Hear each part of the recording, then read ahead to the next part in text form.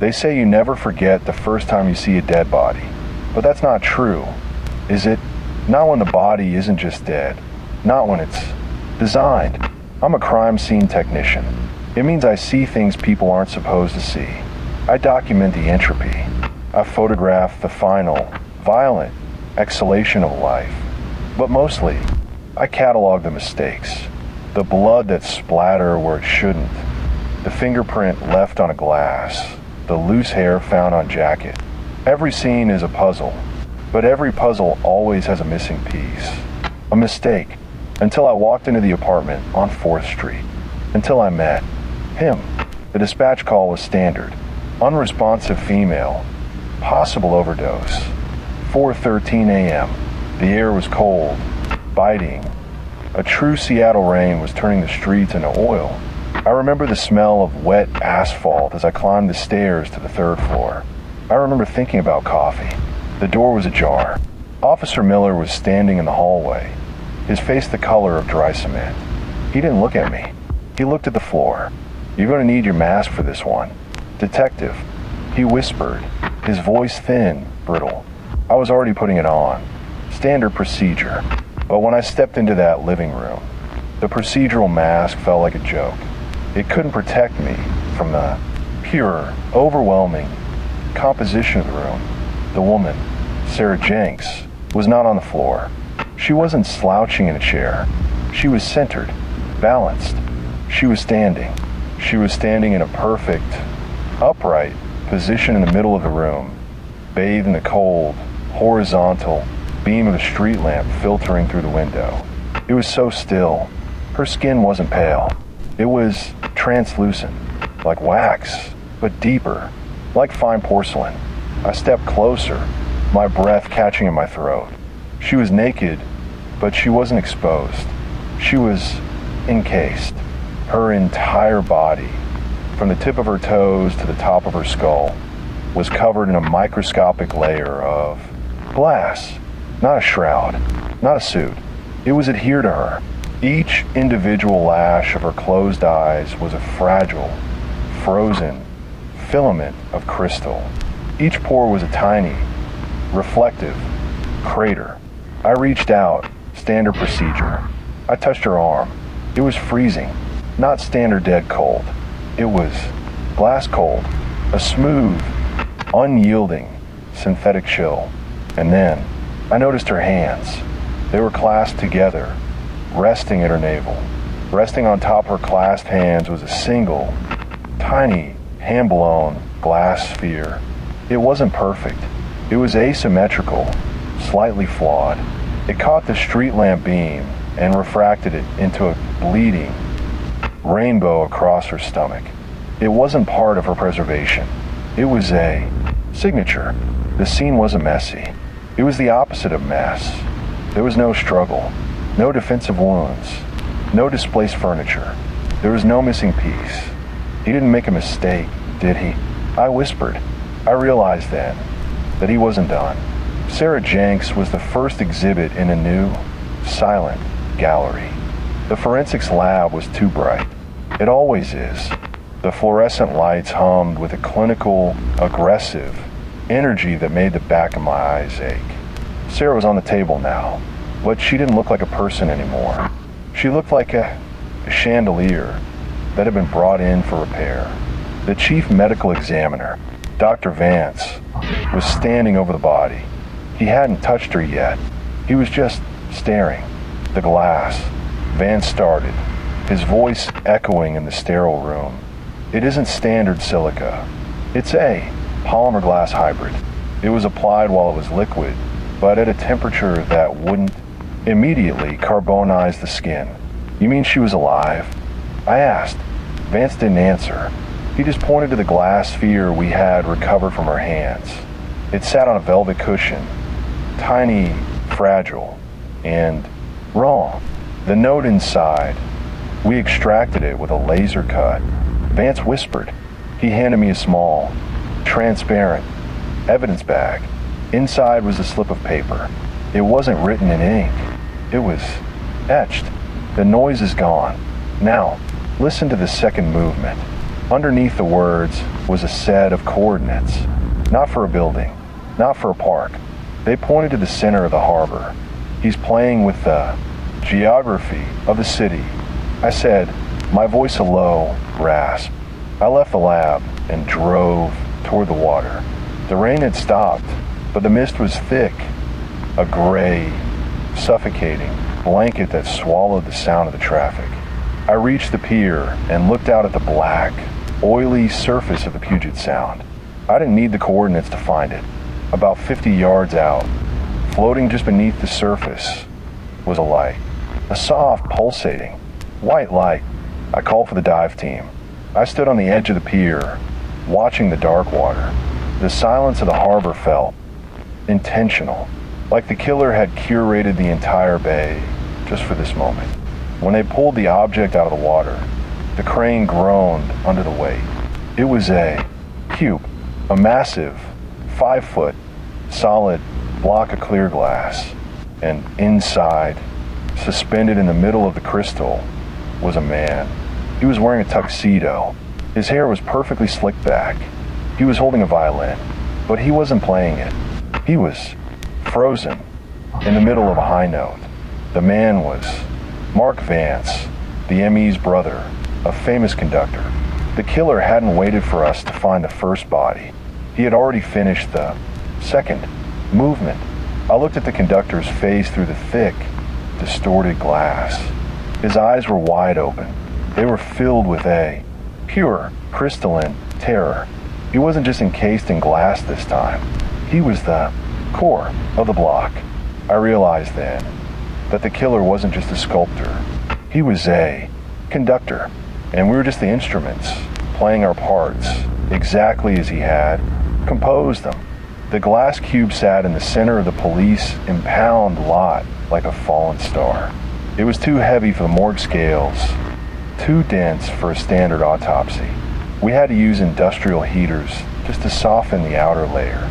The air in the warehouse smelled of burnt acrylic and chemicals. It was a thick, cloying scent that stuck to the back of my throat. I stood 10 feet away, watching the steam rise from the surface of the block. Inside, Mark Vance looked like he was trapped in a moment of eternal crescendo. His tuxedo was flawless. Not a single fiber of the wool was out of place. It's not glass. Detective, Dr. Vance whispered. He was standing next to me, his face a mask of frozen grief. He wasn't crying. He was past that. He was in the analytical stage of shock. It's an optical grade epoxy resin, but the clarity, the lack of bubbles, it requires a vacuum chamber the size of a shipping container. He's not a backyard hobbyist, I said, my voice sounding like gravel. He's an engineer. He has access to industrial equipment. I walked around the block, looking for the flaw. Sarah Jenks had the glass sphere. Mark Vance had something else. I saw it near the base of the cube, embedded in the resin. Near the conductor's polished shoes was a small silver metronome. It wasn't moving. The needle was tilted to the far right, stuck in a silent, rigid angle. Is it a timer? I asked, stepping closer. Vance shook his head. No, it's a calibration tool. Look at the weight on the needle. I leaned in, my breath fogging the surface of the resin. The small sliding weight on the metronome wasn't set to a tempo. It was set to a number, 104. What's at 104? I asked. It's a frequency. Vance whispered, his eyes widening. Or a page number. I looked at Mark's hands again. He was holding the violin bow, but his fingers were positioned in a way that didn't make sense for the music on his stand. He was pointing. His index finger was directed toward a specific spot on the floor of the warehouse. I followed the line of his finger. There was nothing there, just the oil-stained concrete. I knelt down, my knees popping in silence. I took out my UV light and clicked it on. The floor glowed, not with blood, with fluorescent, adhesive. Someone had walked here recently. There were footprints, size 11, work boots. They led from the spot Mark was pointing at, all the way to the back exit of the impound lot. He was here, I whispered, the realization hitting me like a physical blow. He didn't just drop the cube in the harbor. He followed it here. He watched us haul his brother out of the water. I ran to the back exit. The door was heavy steel and latched from the inside. He hadn't left that way. He was still inside the perimeter. Seal the exits. I yelled, my voice echoing off the corrugated metal walls. The warehouse went into a sudden violent chaos. Officers were shouting. Boots were thudding against the concrete. The sound of heavy doors slamming shut.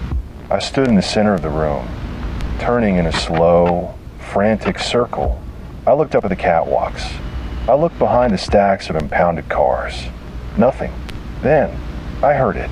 The sound of a single mechanical click. It came from the cube. I turned back.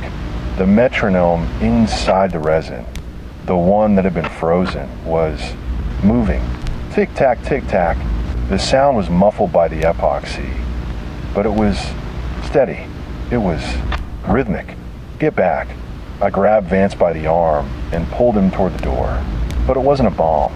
It was a projector, a small pinhole. Lens had been hidden inside the metronome's base. It began to bleed a sharp blue light through the resin. The light hit the white wall of the warehouse, creating a vivid, flickering image. It was a video. It showed a man sitting in a chair. He was wearing a welding mask. He wasn't moving. He was just breathing. The sound of his breath was the only audio on the recording. Slow, deep, controlled. He held up a piece of glass. It was a mirror. He tilted the mirror toward the camera. In the reflection, I saw myself, not a recording of me, a live feed. The camera was hidden in the rafters, looking down at me right now. I looked up, my neck cramping from the sudden movement. High above, tucked between the steel girders, was a small, blinking, red eye of a lens. He wasn't just watching us. He was recording our reaction. You like the composition. Detective, a voice came through the warehouse's PA system. It was synthesized, flat, and void of emotion. Who are you? I screamed, my hand going to my holster. I am the curator. The voice answered, and you are my critic, but you're being too noisy. You're smudging the edges of my work. The video on the wall changed. It showed a map of the city, a grid of blue lines. The third movement is already setting. The voice whispered, it's a study in reflection. You have 4 hours before the resin cures.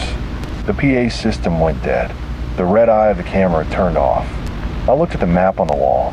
The blue lines formed perfect square. In the center of the square was the Seattle Public Library, the most glass-heavy building in the city. Vance, stay with the cube. I barked, not looking back. I'm going to the library. I realized then, as I ran to my car, that he hadn't made a mistake with the metronome. He had used it to SY&C, our movements with his. We weren't the spectators. We were the co-authors of his bloody symphony. And if I didn't get to the library in time, the next exhibit wouldn't be standing or sitting. It would be multiplied. The Seattle Central Library looked like a massive, jagged diamond under the city lights. Its glass and steel skin reflected the cold, gray mist of the harbor. Inside, it was a labyrinth of open spaces and transparent walkways. It was the perfect stage for a man who hated the noise of a messy life. I hit the main doors at a run. The silence inside was absolute. Not a security guard in sight. Not a single rhythmic footstep from a late-night student. Just the humming of the ventilation system. Police I yelled, my voice bouncing off the glass walls, shattering into 1,000 hollow echoes. No answer. I moved toward the red room. It's a floor covered in deep, blood red paint, floors, walls, ceilings. It felt like walking through the interior of a giant, pulsing heart. I saw the third exhibit in the center of the reading room. It wasn't a single body. It was a pyramid. 3 victims, 2 women and a man, were positioned in a triangular formation. They were sitting on the floor, their backs against each other, their limbs intertwined with a terrifying mathematical precision. And they were encased, but not in a cube. They were inside a tetrahedron, a 4-sided pyramid of that same optical grade epoxy. The resin was still liquid at the top. It was dripping, slow, viscous, like clear, synthetic honey. Help! A voice whispered. It was a small, wet rasp. I froze. One of the women, her face pressed against the interior of the resin, was still breathing. Her eyes were wide, flickering, searching for mine through the thick, distorted layer of chemicals. Don't move, I shouted, reaching for my radio. Dispatch. I have a 10 to 54 at the library. 3 victims, 1 alive. I need a chemical neutralization team and paramedics. Now, it's too late. Detective. The PA system crackled to life. The curator's voice was louder here. It filled the cavernous space of the library, vibrating in the floorboards. The resin is exothermic. The voice whispered. As it cures, it generates heat. If you try to extract them now, the sudden thermal shock will shatter their skin. They are becoming permanent. I looked at the woman's eyes. They were clouding over. The heat of the chemical reaction was cooking her from the outside in.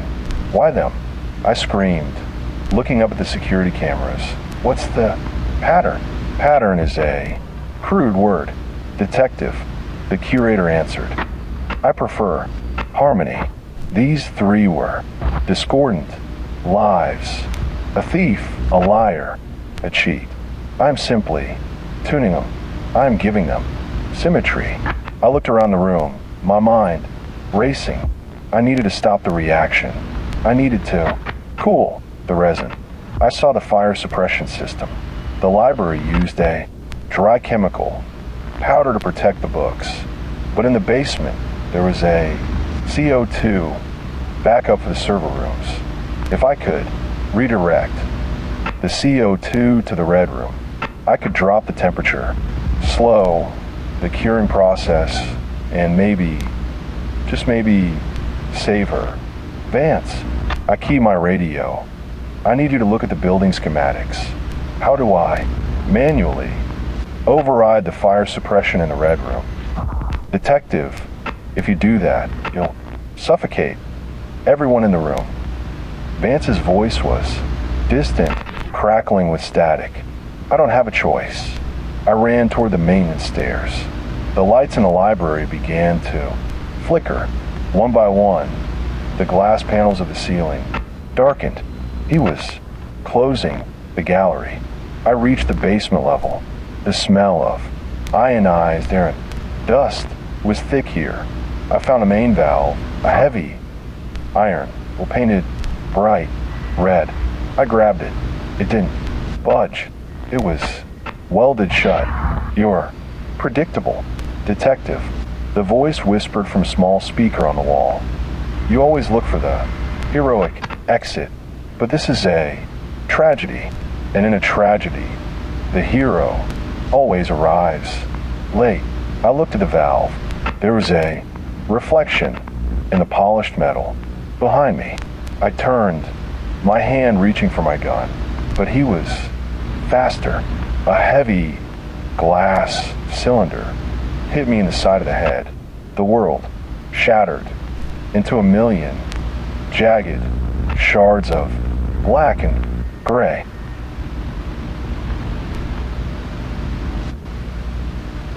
I woke up, and the first thing I felt was stillness. I couldn't move my arms.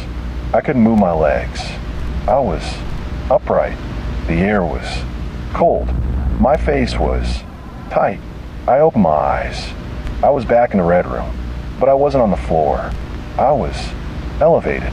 I was standing on a pedestal. I looked down. My body from the neck down was encased in a thin, transparent shell. It wasn't epoxy this time. It was vacuum-formed glass. I was a mannequin in his bloody display. The curator was standing in front of me. He wasn't wearing a welding mask anymore. He was wearing a dark, tailored suit. His face was ordinary. He looked like a librarian, a teacher, a neighbor. He was holding a long, thin glass scalpel. "You have a noisy heart, detective," he said, his voice natural now. It was calm and gentle. "It beats with such disorder. It's distracting." He stepped closer. He placed the tip of the scalpel against the glass shell right over my chest. I thought about preserving you like the others. He whispered, his eyes clear and void of madness. "But you're special. You're the audience, and the audience must be part of the work." He began to ETCH something into the glass over my heart. The final note: "The police are outside." I gasped, the glass shell constricting my lungs. "Let them watch." He smiled. It was a perfect, symmetrical smile. "They are the chorus. They will cry and shout and smudge the silence with their grief. And that is the beauty of it." He raised the scalpel. "One small incision," he said, leaning in to let the silence in. I looked past him. The woman in the pyramid, the one who was alive, was dead now. Her face was frozen in a permanent mask of agony. The curator was right. The noise was gone. I looked at him, and I didn't feel fear. I felt pure cold calculation. My right hand, inside the glass shell, was gripping my service weapon. He had missed it in his obsession with symmetry. He hadn't noticed the bulge in the jacket. He had encased the gun with me. "Listen," I whispered. "Listen to what?" he asked, frowning. "The accident." I pulled the trigger. The sound was deafening. The glass shell exploded. 1,000 sharp, jagged filaments sprayed outward. The curator didn't scream. He collapsed, his face shattered by the refraction of the blast. I fell from the pedestal, my skin sliced by the shards of my own prison. I lay on the red floor, gasping for air, smell of cordite and blood filling the room. It was messy. It was loud. It was chaotic. It was beautiful. I looked at the curator. He was still now. He wasn't designed. He was just dead. I stood up, my legs trembling. I walked to the glass pyramid and smashed it with the butt of my gun. I didn't do it to save them. I knew they were gone. I did it to break symmetry. I walked out of the library into the rain and the noise and the glorious imperfection of the city. The symphony was over. But as I looked at my reflection in the library's glass doors, I saw a single, thin green line etched into my iris. The silence had started.